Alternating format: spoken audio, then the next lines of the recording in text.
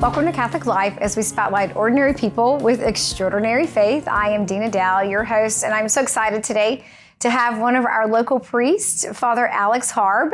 He is a Maronite priest, which he'll explain what that is. He's fully Catholic and fully under the union of Pope Francis too. Thank you for being here with us today. You're welcome. And sharing your story. Father Alex grew up here in Baton Rouge, so I really want to invite viewers into your story. I know you're like, that's happened, Dina, in the past already, but I'd really like to know how you came from growing up here to where you are today. So tell us a little bit about that.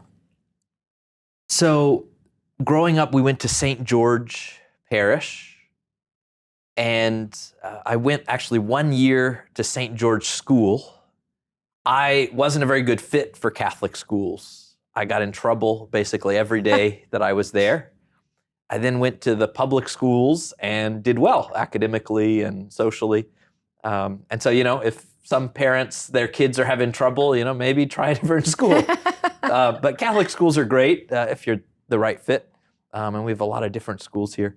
And then in middle school, I started getting more into my faith. I actually went on a Protestant retreat. My mother's side of the family is Protestant. I went on a Protestant retreat and was really excited because I saw people who seemed to be excited about a relationship with God, people my own age. But my older sister, Gina, she said, hey, Catholics have retreats too. Catholics are excited about their faith too. And so I went on a retreat actually here at the Catholic Life Center when I was maybe in 8th grade.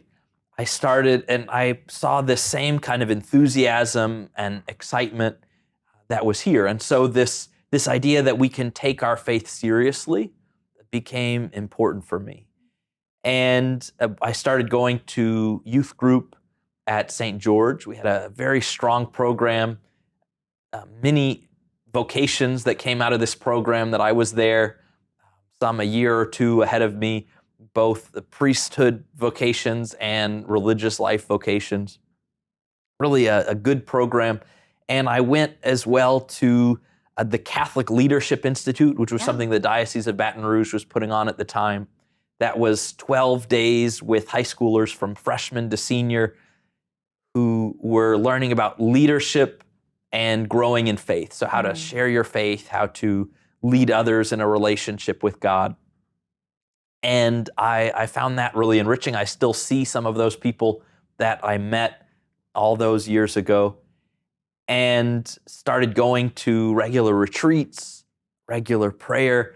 And because I took the time to listen, right? Because I took the time to pray, I started hearing more and more God's voice, feeling God's presence, so that this became kind of a motivating factor in my life was, how do I grow closer to God? I think I started thinking about priesthood maybe when I was 5 or 6. Oh, wow. But started thinking more about just kind of the spiritual life in general in middle school and high school. And just this idea of coming to know God's love and wanting to be with Him and wanting to pray, wanting to be around people who prayed, wanting to be around people who could teach me more and more about the great works that God had done, about His love, about His power. And it really became kind of a consuming presence throughout high school. And in high school, we started having a Maronite Catholic mission. So a Maronite priest started driving down from St. Louis once every 2 months. And before that, we had a Maronite Mass once a year. I didn't really understand what it was. A lot of people presented it as an Arabic Mass or a Lebanese Mass rather than as a Catholic Mass. And so I didn't understand that this was something that was its own liturgy. I didn't really know that it was different than the Roman liturgy. Right. I just thought, oh, well, that's in Arabic, this is in English. But then we had a priest that started coming, and we started doing the Maronite Mass or liturgy or service of the Holy Mysteries in English. And so being able to hear this and to see this and to say, hey, we have a relationship and identity with God in the church in a special way. Mm-hmm. And that each Catholic is not only a Catholic in general, but belongs to a Catholic church in particular. So most of the viewers are probably Roman Catholics. Right. So they belong particularly to the Roman Catholic Church. Right. But others are Maronite Catholic, Melkite Catholic, Ukrainian Catholic, Greek Catholic, Italo-Albanian Catholic, Coptic Catholic, Syro-Malabar Catholic, Syro-Malankara Catholic, all of these various different, I believe there's 24 different churches. And so what do we say? What is going on? That when the apostles were sent by Christ, they went to different places. Right. And because they went to different places, they met with the people there. They met with the people and built relationships with the people using the languages, the ideas, the thought patterns of the people in the location. And these developed into churches that were mostly independent. They were connected, they were unified, but they were mostly independent in what they did. Why? Because communication was difficult. Right. Transportation was difficult. People weren't traveling a lot from area to area. There was always some traveling, but not like we have today. You can't jump on an airplane. You can't jump in a car. You had to go by foot or by horse or by ship. And so everything was expensive and costly. There weren't printing presses, so you couldn't just print one book and publish it and send it around the world. Locally, bishops and dioceses and churches would produce their own books. And so you have this kind of special tradition that goes back all the way to the apostles, just like we have 4 gospels, right? And in these 4 gospels, they emphasize different part of the one Christ, different part of the one gospel, different part of the one faith. So the churches can kind of give us a light into something that is very ancient, right? The churches precede the Gospels. They're older than the Gospels, older than the New Testament. And it was to the churches that Paul wrote, to the churches that the Gospels were written. And so to be able to see this kind of very rich and deep history, to say this gives us access to God. Yeah. And I think sometimes we try to limit God. We say, well, I can know God if I just read this one book, or if I just go to this one mass, if I just do this one thing, I can know God. God can somehow fit inside my mind. Yeah. But what we see is that God is beyond. Oh, yeah. God is, he has made himself knowable, but at the same time, he's beyond our ability to know. And so what do? We read one book from one saint, we read another book from another saint, we go to one liturgy, we go to another liturgy, we read one gospel, we read a different gospel, and each time we get a small glimpse, and we're able to piece together with these glimpses something about the love and power of God. Yeah. I love the unity of the churches under the Pope, which is that unifying factor, but the beauty of the differences in the liturgies and the similarities too. I've been to a Maronite Rite Mass, which was beautiful, and it was not in English. So I was following along in English, but then when we got to the parts where I recognized, I was like, oh, especially with the creed and the celebration. I've been to a Byzantine Rite Mass too, Catholic Byzantine Mass. Same thing, just beautiful, and things that I'm like, that is something that I've never perceived in the Roman Rite of the Mass, but still pointing to our God and the different experiences that you were talking about and finding glimpses of him in these different celebrations. I invite people to be a part of that too, to experience it. Yeah, so seeing that there is a unity that can be done differently. Yeah. That the way that church life doesn't have to look the exact same in every place. Mm-hmm. Mm-hmm. And so this priest that was coming, he started coming every 2 months, and he told me, hey, you're Maronite. You're Maronite because your father was Maronite. He's Maronite because his father was Maronite. And so there's this just kind of like citizenship. So if you have U.S. citizenship and you go to Japan, your great-grandkids still won't be Japanese. Right. Unless they right. got their citizenship somewhere else. Yeah. But they will still be United States citizens. And so this idea that we have a citizenship, a particular church that we belong to. And it's a familial relationship. It's kind of an entrusting of paternity, of fatherhood, of motherhood to a particular church, to a particular bishop. And so we're able to see this kind of relationship, that this matters, right? And so there are many people who we hear about sometimes, children that are swapped, right, at birth. And you're raised by a different set of parents. And these parents love you and they care for you. But then you find out, oh, I was swapped at birth. And so now certain parts about my life, certain aspects of my life make sense in relationship to these other parents who've loved me, but haven't been able to show that love for me. And so we wouldn't say, oh, well, just abandon this new family. We'd say, no, you have to find a way, if you've been raised by this other family, you have to find a way to make a relationship with both aspects of your family.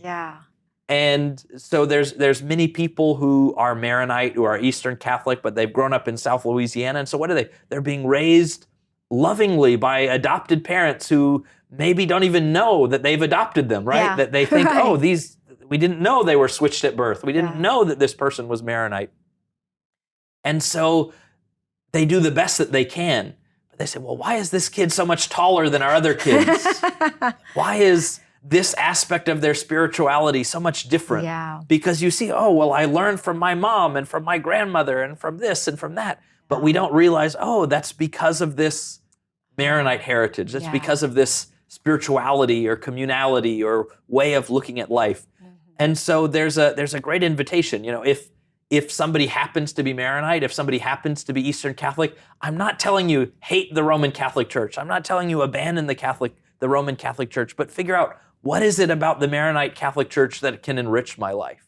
What is it that how is it that I can fall in love with this other set of parents? Right, with my biological parents, with the parents that Pope Francis and Pope Benedict before him and Pope John Paul II before him have said, stick with your church, right? Stick with your parents. Even if you're being raised in the Roman Catholic Church, still you should go out and seek, what tradition that I can be a part of and share in and learn to love. We're going to take a break right there. When we come back, we're going to dive more deeper into that relationship and that building the opportunity to seek, from where, we've come and how that's impacted your life. And then also, too, the experiences of the Maronite Church here in South Louisiana and how people can really, kind of experience the beauty of that liturgy and the faith that flows from that. So I look forward to it. Yeah. Stay with us. We'll be right back in just a minute.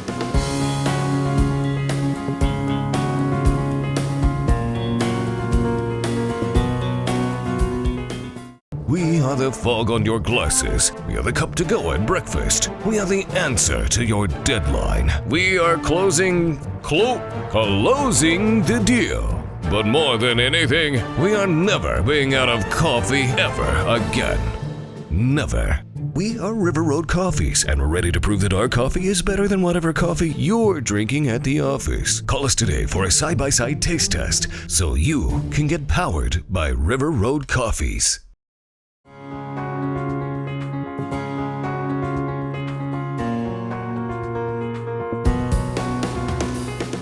Welcome back to Catholic Life as we spotlight ordinary people with extraordinary faith. I'm Dina Dow here with Father Alex Harb, who serves in the Diocese of Baton Rouge, and he's also a Maronite priest too. So we were talking in our conversation about the experience of the Maronite rite and the limitless possibilities of the other rites within the Catholic Church under the union with Pope Francis and the Pope in general. So talk about in your formation, when you experience formation as a seminarian, that you have a both-and perspective in your priesthood because you celebrate the Roman rite. But at the same time, too, you have the Maronite rite. So kind of talk about your formation, how it led you to that and your experiences with that. All right, so after high school, I was accepted into seminary accepted as a seminarian, but my bishop said it's best for you to learn about life. So go and get a college degree, study a few years, and then come to seminary. That way you've lived on your own, you've had some experience of life, you aren't sheltered. Because sometimes the seminary can be a very sheltering experience. You never make choices of what you eat or what you wear. You never make choices of where you live or what classes you take. And so it can become something that, rather than allows us to develop and grow, can become something that stifles us if we haven't yet had the experiences of life. So I went to Louisiana State University and graduated from there. It was a beautiful time because I got to meet other Catholic students who were pursuing sanctity in different ways. They were becoming biology teachers and lawyers. They were becoming English majors and photographers. They were artists and all of these different things that they were studying. And to be able to have these discussions with them and talk about, well, why are you doing this? How are you doing this? How do I kind of normalize? How do I kind of get rid of some of these rough edges and these sharp points so that I can become more human? And so I really enjoyed my time at Louisiana State University, going to Christ the King, having time for prayer, having this chapel that we could walk to. It was really an enjoyable thing, as well as all of the difficulties of dorm life, all of the temptations of dorm life, all of the issues with having to deal with a roommate and people down the street and peer pressure. And so it was really a good experience to grow and develop. So I went from there to Kenrick Glennon Seminary in St. Louis, Missouri. And this was a program where there were men that were just in love with God. The priests there were in love with God. The professors there were in love with God, at least most of them. And you could just see they would come early and pray. And after they would teach their class, they would go to the chapel and pray. And we had one television in the whole seminary. And on Friday evenings, they would have movie night. And someone was in charge of movie night. And most of the time, he would go and start a movie and leave. And no one would go and watch the movie. Oh, wow. Yeah. We would sit in the common areas and talk about theology and philosophy and art and music and science, and we would enjoy good meals together, and we would play sports together, and we would go on walks together, and it was this really kind of beautiful life. And you'd have, I used to like to walk when I would pray. So I would pray outside, but if I could ever find the chapel empty, I would like to go and kind of pace back and forth in the chapel. But I had trouble with finding a time when the chapel was empty. Oh, yeah. From 4 a.m.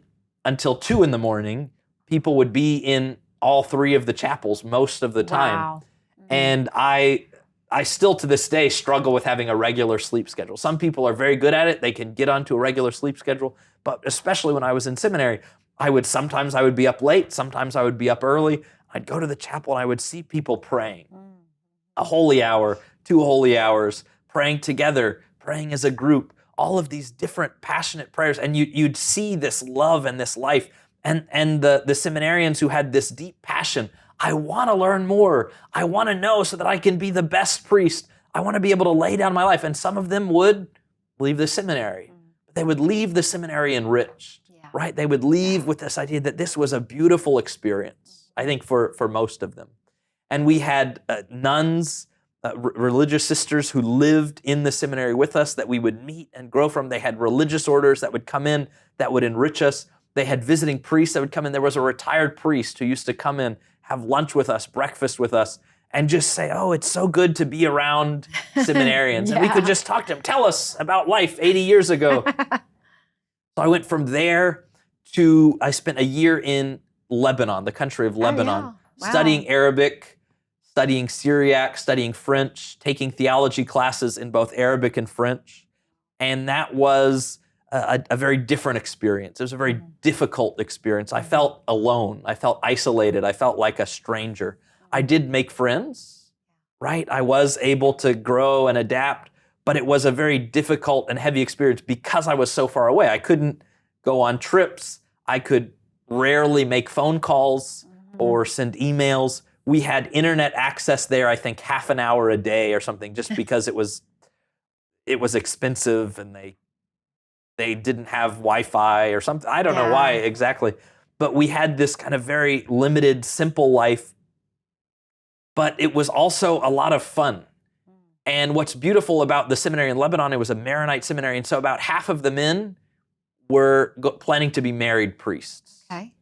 So we have married men who become priests, we have single men who become priests. Gotcha. And so there was this great freedom in our relationship with each other, right? In Lebanon, culturally, if you're sitting on a couch and the whole rest of the room is empty, if somebody else comes in, they sit as close to you as possible. Okay. Thigh to thigh. Yeah, yeah. And in the United States, you'd sit as far from the Across person the as room. possible, across the room. And so there was this idea of physical touch, of community, of expressions of love between men, between seminarians. And there was this great comfort and ease. And you'd go, and some of these men, you'd meet their families, their wife and their children. And it was really just kind of a joyful experience there. Because I saw, hey, this is some other way to do things. This is a completely different experience than what I had in the United States, and yet it's still part of the Catholic experience. I went from there to Catholic University of America in Washington, D.C., and studied in the Maronite Seminary at Catholic University of America. And that was nice because it was preparing us for the work that we would do. And so the rector there was like, look, you leave here, someone's not going to be telling you to pray in the morning and pray in the evening. Right. You're not going to have endless community. And so a lot of what we do here has to be self-initiated. You have to get into the practice of seeking out these things, seeking out community, seeking out prayer. And so I've seen, when I was up in Ohio as a Maronite priest, we would drive 4 hours once a month. All of the priests would meet at a different parish. Maybe 10 priests. We would meet in a different parish. We would spend time together. We would enjoy a meal. We would share time. We would enjoy each other's company. We would pray together. Why? Because we said, hey, this is something that we had to initiate on our own. Right. It's hard to take a day off. Yeah. And it's hard to take a day off to say, oh, I'm going to go visit priests. But this was something that we prioritized, something that was so beautiful for us. After my time at the Catholic University of America, I served as a subdeacon and then a deacon, first in St. Louis, Missouri, at the Cathedral Parish, then in Akron, Ohio, at a parish with this beautiful priest who was just so in love with God. He would pray maybe 4 hours a day in the midst of his schedule. He'd wake up early so that he could pray 2.5 hours before the day started. After lunch, he would take an hour of prayer. In the evening, he'd take half an hour of prayer, plus he'd have mass, and he just had this simple faith, this passionate faith where he just said, this is what I do. This is what I want to do. Yeah. And he modeled that for me. He said, oh, I don't care what's going on. Oh, yes, we have our parish festival this week, but guess what? I'm still going to wake up at the same time. Right. I'm still going to do my hour of prayer in the afternoon. I'm still going to do my prayer at night. And if I have to cut out sleep, so be it. This beautiful relationship that he had. I went from there to serve in Cleveland, where I became a priest in Cleveland. Then I got my own parish in Dayton. And then about 1.5 years ago, I requested to come back to my hometown, to Baton Rouge. And so I'm assigned as the pastor of the mission to Louisiana. So I celebrate masses or liturgies or services of the Holy Mysteries in Baton Rouge, but also in the North Shore, in New Orleans, in Lafayette, in Lake Charles, in Alexandria, in Monroe.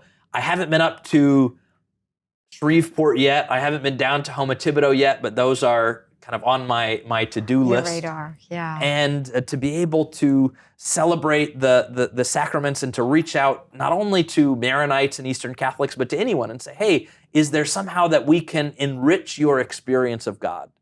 Because I think sometimes we can get confused between the traditions of man and the traditions of God. We say, well, it has to be this way. It has to be the way it's done at my parish. I don't like that parish. I don't like that priest. I don't like this or that. He sings differently. I don't like this musician. They do something differently. As long as it's good and beautiful, it's fine. Yeah. Right? That there is a breadth of options within the Catholic Church. Why? Because there's a breadth of human experience.